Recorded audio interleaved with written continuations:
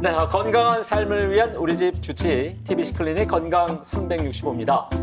어디 그 깊은 계곡에서 불어오는 시원한 바람이 그리워지는 요즘입니다. 날씨가 참 많이 덥네요. 네, 그래요. 계곡에 앉아서 시원한 바람 맞으면서 이 수박까지 하나 입에 물면 더위 정말 싹 달아날 것 같아요. 그러게요. 진짜 이 시원한 바람도 있지만 사실 좋지 않은 바람들이 많아요. 맞아요. 예전 특히 왜 어르신들, 할머님들께서 할아버지들이 왜 아시죠? 그러니까 안 좋은 바람 때문에 심지어 우리 할머님들은 선풍기 바람도 얘야 싫다. 꼬라 이러신 분들이 많거든요. 그래요. 맞아요. 네. 아니 근데 진짜 이 바람을 싫어하시는 분들이 계세요. 바로 이 통풍으로 고생하시는 분들, 특히 여름철에. 그죠? 맞아요. 저희 사실은 그 TBC 카메라 모 감독님께서도 여름철만 되면은 통풍 때문에 고생을 많이 하셨거든요. 네. 왜냐하면 그 여름에는 땀을 많이 흘리지 않습니까? 그러면 이제 탈수가 시작되면서 이제 혈중 알코올이 아니라 그 통풍이 요산 수치가 높아지죠. 맞네. 배워야 돼. 죄송합니다. 요산 수치가 그쵸. 높아지면서 예. 진짜 조심해야 된다는 말씀을 하시더라고요. 네. 그래요. 아니 지금 이렇게 말씀하시는 분 떠올려 보니까 누구신지 알 것 같기도 한데 일단 지금 오늘 이 촬영장에는 안 계신 안 것 계신가요? 같아요. 여기는 안 계세요. 네. 그래요? 아무래도 네. 제가 아는 그분 같은데 네. 술을 또 많이 드시더라고요. 네네. 중년 남성분들 가운데 술 좀 드신다면 통풍 네. 정말 조심하셔야 하는데 우리 네. 신상윤 씨도 조심하셔야겠죠. 그러게 말입니다. 제 나이 또래 이제 중년 남성분들이 이 통풍 환자가 지금 말씀드린 것처럼 상당히 많이 있는데 그런데 증상이 조금 희한하더라고요. 왜요? 엄지발가락에 통증이 많이 있다고요. 아프다고. 발가락이요? 오, 신기하네요. 그래요. 그러니까 엄지발가락이 갑자기 붓고 아파서 병원을 찾았더니 이 통풍 진단을 받았다고 하는데 그게 또 상당히 통증이 심하다고 합니다. 네, 그래서 바람만 닿아도 아프다고 통풍이잖아요. 네. 정말 술 많이 드시는 분들 이제부터 술을 좀 자제하셔야 될 것 같습니다. 그렇습니다. 지금 듣고 있는 철원 씨도 네. 예외 아닙니다. 저는 예외가 아니지만 평생 또 술과 또 인연이 없었기 때문에 젖은 자신이 있어요. 우리 예은 씨는 네. 어때요? 아니, 저도 뭐 사실 잘 안 먹는 편인데 일단 저는 젊으니까 좀 괜찮지 않을까요? 네, 아무튼 뭐 적자고 방심 말고 건강은 건강할 때 지키는 게 최선이 아닐까 싶은데 늙어서 고생하지 않기 위해서는 지금부터 건강 잘 좀 챙겼으면 좋겠습니다. 그래요. 매주 저희 TBC 클리닉 건강 365와 함께 하시면 네. 1년 365일을 건강하게 보내실 수 있으니까요. 네. 이번 주도 채널 고정해 주세요.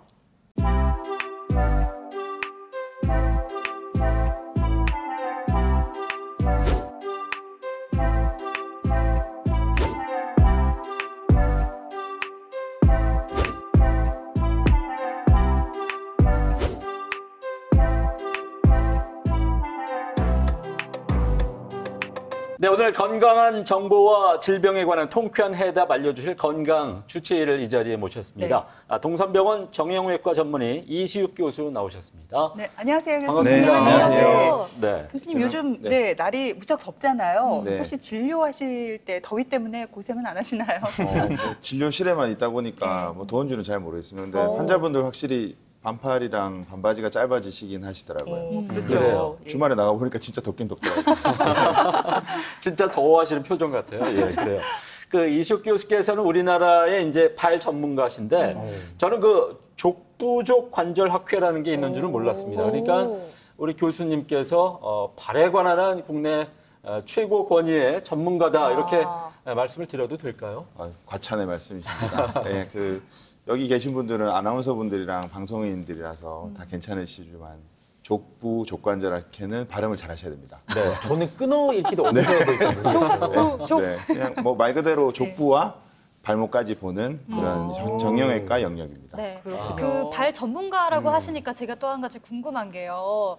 저희 아버지 이제 아는 분께서 발가락이랑 발등에 열이 나가지고 이제 병원에 갔더니 통풍을 진단받았다고 하시더라고요. 네. 그런 환자들이 좀 많은가요? 통풍 환자는 굉장히 많은 편인데요. 네. 주로 엄지발가락에 많이 생기고 뭐 발목에도 생기기도 하고 모든 관절에 다 갈 수는 있습니다. 네. 근데 뭐 아까 말씀 나누신 것처럼 무엇보다 식이 조절과 그다음 약물 치료를 통해서 요산 수치를 조절하는 게 가장 중요할 것 같습니다.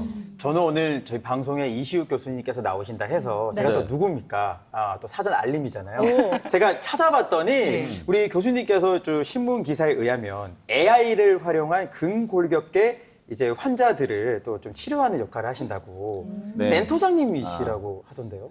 저는 빅데이터 팀장을 맡고 있고요. 예. 팀장님. 네. 네, 특별한 건 아니고 예. 저희 그 과기정통부에서 주최하는 국책과제에 네. 이제 오. 근골격계 환자들의 동영상을 모아서 인공지능화한 다음에 네. 나중에 재활치료에 활용할 수 있도록 그런 데이터를 모으는 사업을 하고 있습니다. 네. 그리고 그 영역 안에 역시 평발이나 보행 이상 같은 오늘 말씀드린 주제들이 데이터가 많이 있어서 제가 오히려 이 방송을 시청하시는 분들께 환자분들께 도움을 요청해야 될 지경입니다. 그렇군요. 예. 또 겸손의 말씀을 해주셨는데 인공지능 얘기가 나왔습니다. 네. 인공지능 그 개발은 지금 다른 데서 이루어지고 있는 건지 그리고 또 실제로 개발이 됐을 경우에 의료 현장에 어떻게 적용이 되게 되나요? 저희 과제 같은 경우에는 병원이 5군데 그리고 인공지능 회사를 포함해서 총 10개 기관과 기업으로 컨소시엄이 이루어져 있어서 저희는 개발까지 가는 것 개발팀은 따로 있고 저희가 모으는 거는 병원에서 하고 개발은 또 기업과 다른 산학 연병을 통해서 같이 하고 있습니다. 네. 네. 아무튼 그런 방대한 자료들을 모으고 또 AI까지 활용해서 지금 발 아픈 분들을 치료해 네. 주시러 오셨잖아요. 그래요. 오늘의 주제가 뭘까 굉장히 궁금해지는데요. 네, 오늘은 평발과 보행 이상에 대해서 준비했는데요. 오. 예, 평발은 저희 외래를 찾는 환자분들 중에 특히 제가 소아정형외과를 같이 하고 있는데요. 소아 환자들 외래 환자의 대부분을 차지할 정도로 굉장히 많고 그다음에 보행 이상도 사실은 안짱걸음, 팔자걸음, 또 O형다리, X다리, 또 평발과 맞물려서 환자들이 복합적인 증상을 가지고 내원하는 경우가 많이 있습니다. 저 오늘 집중해서 들어야겠어요. 네. 바로 그러니까요. 보시듯이 제가 평발이거든요. 그래요? 네, 오늘 설명 잘 듣겠습니다. 아니 또 뭐 평발이니까 사실은 이렇게 꼼꼼하게 보긴 하지만 저는 근데 사실 주제가 발이지만 발을 꼼꼼하게 잘 보지는 않았거든요. 그리고 심지어 뭐 샤워할 때 말고는 발을 만질 일이 잘 없었거든요. 발이 우리한테 굉장히 중요한 곳이라고 저는 들었어요. 네. 얼마나 소중한 것인가요? 네, 그렇죠. 저희 발로 디디고 살고, 저도 한번 찾아보니까 평생에 사람이 지구 4바퀴 반 정도를 발로 디디고 걷는답니다. 네. 그리고 이제 팔이나 다른 데처럼 손처럼 세세한 운동을 요하진 않지만 항상 지면을 디뎌야 되고 전체 체중을 다 받는 관절이기 때문에 그만큼 중요한 역할을 하고 있다고 볼 수 있겠습니다.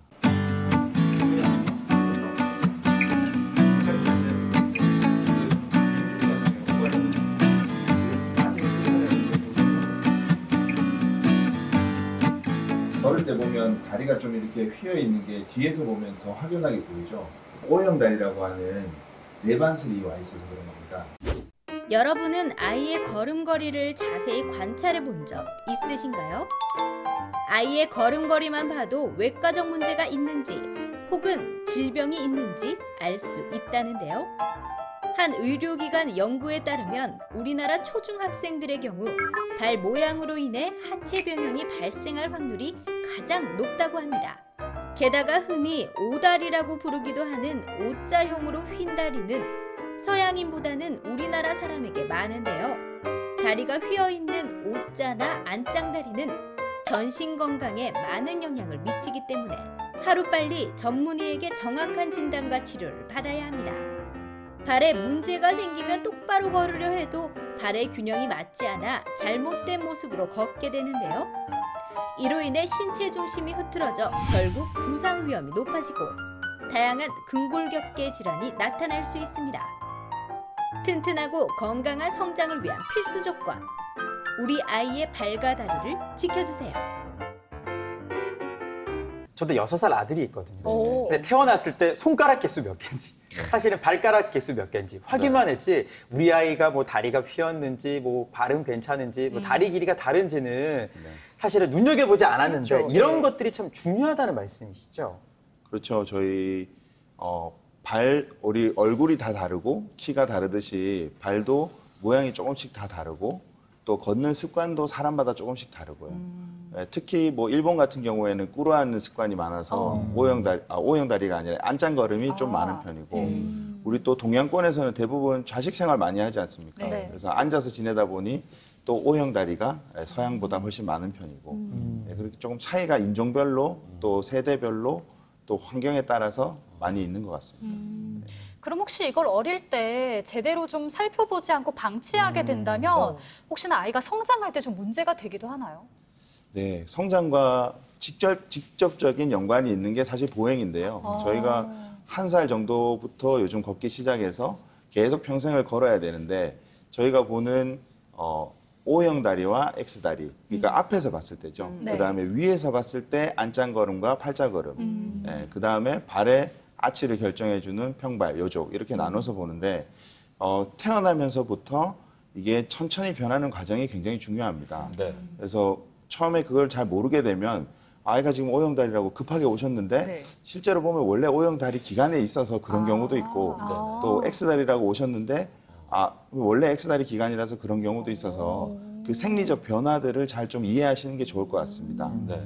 교수님이 이런 발을 고통을 호소하시는 분이 많은지 주로 어떤 환자들이 찾으시는지 궁금합니다. 네, 저희 정형외과 외래에는 뭐 발이 아픈 어른들도 있지만 네. 제가 소아정형외과를 같이 하고 있어서 그런지 더 그렇겠죠. 평발로 오는 환자와 그다음 안짱걸음, 팔자걸음, O형 다리, X다리 환자가 제 생각에는 한 80% 정도 되는 것 같습니다. 정말 그렇게나 많고 또 물론 처음에 외관만 보고 판단할 수는 없고요. 병원에서는 EOS 검사라든지 전신 엑스레이 촬영, 동쪽 족저압 검사 이런 검사들을 종합해서 그 치료 시기를 놓치지 않고 좀 적절하게 치료해 줘야 되는 게 중요할 것 같습니다. 그 외관만 보기는 좀 힘들다고 하셔서 앞에서도 거듭 나왔습니다만 제가 6살 아들이 있다고 말씀을 드렸잖아요. 그래서 제가 눈여겨보고 반바지를 입었을 때 저희 아들 영상을 하나 찍었거든요. 오. 그래서 우리 교수님께서 나오셨으니까 지금 이제 곧 나갈 것 네, 같은데 한번 볼까요? 왜냐하면 이런 말이 네. 나오면 또 영상이 갑자기 준비가 되거든요. 영상을 보시고 한번 판단을 좀 해주셨으면 좋겠어요. 지금 네. 강훈가요? 아 우리 아들이에요. 귀엽다. 터벅터벅 걸어가는데요. 등원하기 싫어가지고. 더워 네. 보여요. 왜 찍어 이런 표정이에요. 그러니까요. 가기 싫은데 놀고 싶은데. 제가 어떻게 걷는지는 이때 처음 봤어요. 약간 팔자걸음 같기도 한데요. 네.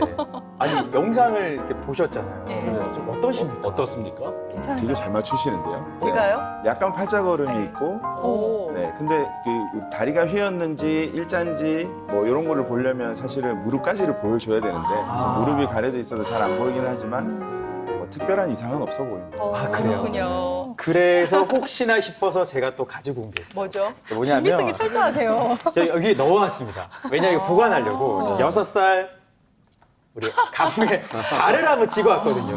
네. 발이 찍힌 모습을 발 보시면 또 프린트인데. 판단하기 좋지 않으실까 싶은데. 네, 평발은 아닌 것 같고요. 그래요? 네, 평발은 아닌 것 같고 물론 조금 흔들려 찍힌 것 같긴 한데 약간 저희 그냥 상스러운 표현으로 넓적발이라고 하나요? 발볼이 좀 넓네요.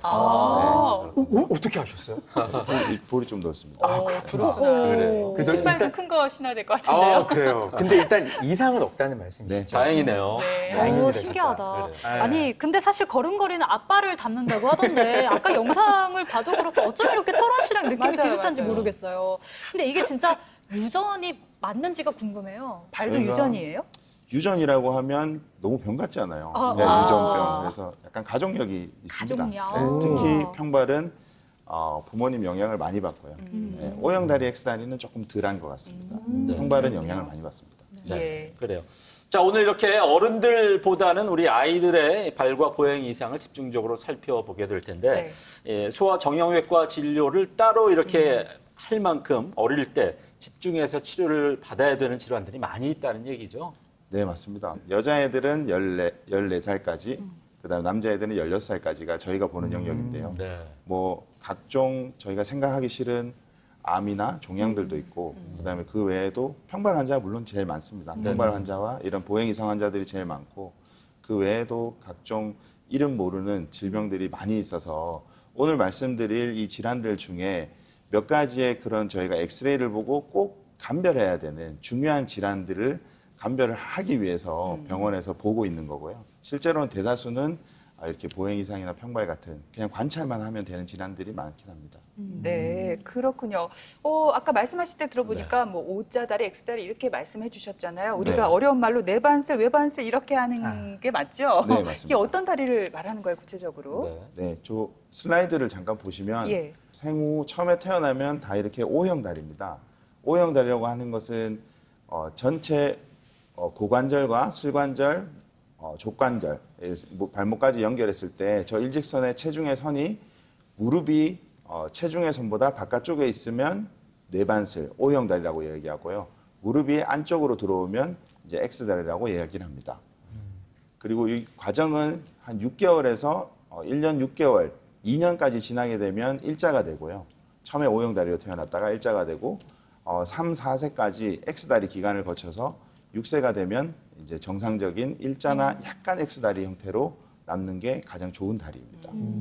이렇게 그냥 경과 관찰만 해도 좋아지는 경우가 많고요. 그다음에 서양과 한국에 조금 차이가 있긴 하지만 어쨌든 정상적으로 이 변화가 있는 과정들을 좀 이해하고 지켜보는 게 더 중요할 것 같습니다.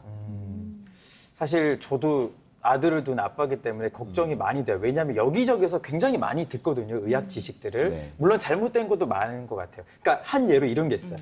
뭐 아이 때는 보행기를 태우면 안 된다. 네. 맞아요. 저희는 보행기 세대였거든요. 근데 요즘 엄마들은 보행기를 태우지 않아요. 또 아이를 너무 업어 키우면 안 된다. 맞아, 아기 다리 때 하지 휜다고 마라. 네, 이런 다리가 얘기 휜다고 하더라고요. 이게 맞는 말이에요?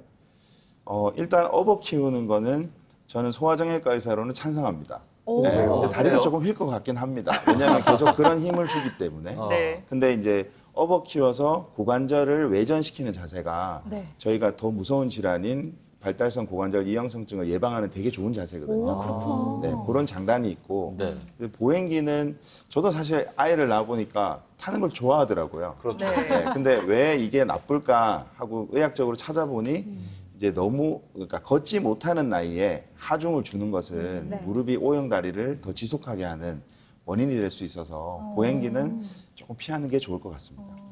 그 몰랐어요. 아까 건강 365 방송하기 전에 피디님께서요. 자기가 이제 O형 다리라면서 어렸을 때 O형 다리를 고쳤으면 지금 키가 185cm는 넘었겠다 아. 이런 얘기를 하시더라고요. 혈액형 말고 다리가 O형. 네. 이게 좀 맞는 말인가요? 궁금하네요. 저희가 여러 가지 방법을 통해서 고칠 수 있는데요. 네. 물론 보조기가 의미가 있다라고 얘기하시는 의사 선생님들도 간혹 계신데 소아정형외과에서는 보조기는 크게 의미가 없는 것으로 생각하고 있습니다. 네. 그 대표적으로 유아 경골 내반증이라고 하는 블런트 씨병 같은 아주 소수의 병을 제외하고는 보조기는 큰 의미가 없고요. 저희가 병원에서 좀 간단한 방법으로 수술을 통해서 외반슬, 내반슬을 교정할 수 있는 방법을 가지고 있습니다. 네. 저 얼마 전에 또 논문을 쓰면서 보니까 이렇게 성장판 조절술 앞에다가 한시적이라는 걸 붙입니다. 그래서 계속 두는 게 아니라 일시적으로 성장을 안쪽에만 멈추게 해서 내반슬을 교정하는 방법이 있고요. 저희가 조사를 해보니까 이렇게 하면 한 달에 1도 정도 각도가 교정이 되는 것을 알 수 있었습니다. 결국에는 이제 저절로 나아지는 경우도 있을 수 있겠지만 그렇지 않는 경우도 이제 치료를 필요로 하는 경우도 분명히 있을 텐데 이 병적으로 생겼을 경우에 우리 네. 부모님들 걱정이 아주 클 것 같아요. 네, 맞습니다. 네.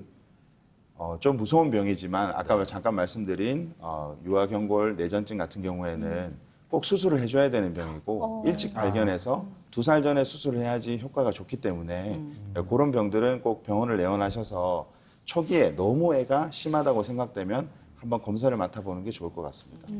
방금 말씀하신 대로 유아경골 내반증이라든지 어쨌든 아이의 발육에 좀 성장하는 데 있어서 문제가 생기면 진짜 부모님의 억장이 무너진다고 저는 표현하고 싶어요. 그렇죠. 아빠가 돼 보니까 알겠더라고요. 근데 네. 우리 아이 뭐 오다리를 고치기 위해서 좀 전에 뭐 보조기구는 별 의미가 없다고 하셨잖아요. 네네. 그럼 이럴 때는 어떻게 해야 됩니까?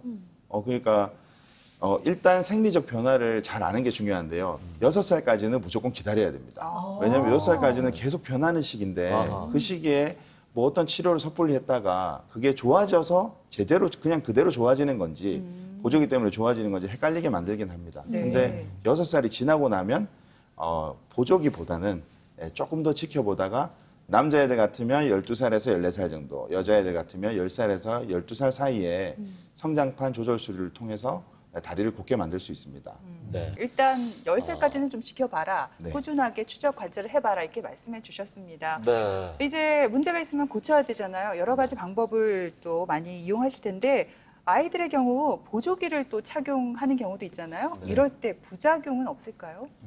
보조기를 착용하는 것 자체가 굉장히 좋다 그러면 네. 치료의 효과가 많이 좋다 그러면 사실 저는 좋은 방법이라 생각합니다. 근데 아직 저희도 논란의 여지가 있기 때문에 이게 완전히 나쁘다라고 얘기할 수는 없지만 그 북미 소아정형외과에서 한 5년 전에 나온 논문을 보면 그 보조기 치료를 받은 친구들이 조금 자존감이 떨어지는 그런 경향이 있어서 왜냐하면 자기가 환자라고 생각하니까요.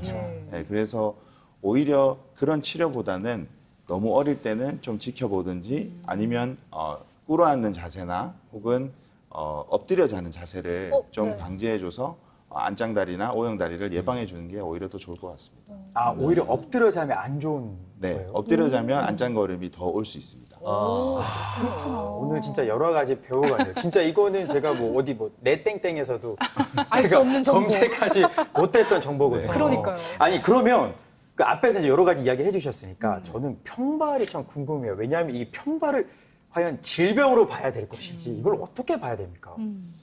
네, 평발이 저희가 ICD-10이라는 코드를 보면 네. 질병으로 되어 있긴 합니다. 진짜요? 네, 질병으로 되어 있긴 한데 코 높이가 다 다르고 사람 얼굴이 다 다르듯이 발의 아치도 좀 천차만별이거든요. 그렇겠죠. 예, 그래서 저희가 항상 이럴 때 의학적으로 쓰는 개념이 표준 정규 분포 안에서 투 스탠다드 데비에이션, 그러니까 이 표준 편차를 넘어가면 이제 비정상이라고 보는 거죠. 네, 그래서 여러 가지 엑스레이나 혹은 동적 족저압 검사 같은 결과들을 보고 평발이 아닌지 판단해 보는 게 좋을 것 같습니다. 네. 그 제가 아까 방송 초반에 말씀드렸잖아요. 제가 평발이라고. 근데 저는 저희 어머니도 평발이셔서 초등학교 6학년 때까지 모든 사람들 발이 다 평평한 줄 알았어요. 그럴 수 있죠. 네, 몰랐는데. 근데 이게 궁금한 게 저는 아마 선천적으로 이제 평발이었던 것 같아요. 근데 이게 선천적이 많은지 아니면 후천적으로 좀 자라서 어른이 되어서도 이게 평발이 되기도 하는지 궁금하더라고요. 저희가 평발은 전체 인류의 한 9% 정도 된다라고 하는데요. 네. 사실 조금 더 많게 보고하는 사람도 있습니다. 20%까지 보고하는 사람들도 있는데 기본적으로 유연성 평발과 강직성 평발이 있는데 강직성 평발은 저희가 병적 컨디션인 거죠. 그러니까 뭐 뼈들이 붙어 있다거나 아니면 원래 아치가 완전히 땅에 붙어 있는 오히려 뼈가 뒤집혀져 있는 그런 경우를 제외하고는 대부분 유연성 편편족인데요. 유연성 편편족 같은 경우에는 아까 말씀드렸다시피 유전, 선천적이라기보다는 가족력이 좀 있다라고 그냥 가볍게 이해하시는 게 좋을 것 같습니다. 네, 그래요? 그러니까 평발도 다 똑같은 평발이 아니라 질병으로 분류될 수 있는 평발, 또 그보다 좀 완화한 개념의 어떤 평발도 있다는 말씀입니다. 이 평발이 되면은 아이들이 이제 성장할 때 운동 능력, 성장 이런 쪽에 안 좋은 그런 영향을 미친다 이런 말을 들은 적이 있는데 이게 사실인가요? 네, 맞습니다. 평발이 있으면 아무래도 걷는데 불편합니다. 아치가 없기 때문에 고급스럽게 이야기하자면 보행의 효율이 떨어지는 거죠. 잘 못 걷는다는 그렇죠. 말이죠? 네, 그리고 오래 걷기도 힘들고. 근데 가끔 외래에서 오시는 분들 중에 조금만 걸어도 아파해요 하는데 물어보면 뭐 산에 갔다 왔다고 얘기하시는 분도 있으세요. 네, 많이 걸으면 발은 네, 아파요. 다 아픈 거 아니에요? 네, 그렇지 않아도 예, 이상합니다. 그거고요. 그러니까 많이 걷고 조금 걷고가 사람마다 기준이 다르니까. 맞아요. 네, 좀 다르긴 하지만 저희가 대체적으로 한 1km 정도를 걸었을 때 발의 통증이 시작되면 좀 못 걸을 정도의 통증이 시작되면 평발이 있는지 한번 살펴봐야 될 것 같습니다. 그렇군요. 근데 또 제가 아는 평발 중에 가장 유명한 분은 축구 선수 박지성. 그래요? 예. 네네. 아마 평발이 아니었으면은 아무 연습도 안 하고도 세계 인류가 될 수 있지도 않았을까 하는 생각이 드는데 그래요. 힘들게 정말 세계적인 선수가 됐는데 노력한다고 이 평발이 정상적인 발이 되는 건 아니죠? 네, 어떤가요? 그렇습니다. 일부 선천적인 게 있기 때문에 근데 저도 박지성 선수의 발을 참 험난한 여정을 거친 그 못생긴 발을 봤는데요. 예. 이 발을 찍어놓은 아까 리포터님이 가져오신 이제 찍어놓은 것도 봤는데 평발이 되게 심하시진 않으시더라고요. 그러니까 약간 평발이 있기 때문에 아마 운동하시는 데는 큰 불편함을 못 느끼시지 않았을까. 그런데 좀 단점은 선수 생활을 오래 하지는 못하신 것 같아요. 물론 무릎 때문에 선수 생활을 그만두게 되셨는데 네. 평발도 좀 원인을 주지 않았을까 그렇게 생각합니다. 우리 예은 씨도 앞에서 평발이라고 이야기했는데 뭐 초등학교 이제 고학년 때 알았다고 네, 했잖아요. 네. 사실 저도 그렇고 우리 아이들은 더 모르기 때문에 부모님들이 평소에 좀 꼼꼼하게 점검을 같이 해주시는 게 좋을 것 같아요. 교수님께서 생각하실 때 정말 부모로서 우리 아이가 자랄 때 이것만큼은 한번 눈여겨봐야 된다라는 사항이 있다면 어떤 게 있을까요? 아까도 찍어 오셨지만 평발이 있으면 아치는 대부분 엄지발가락 쪽에 있습니다.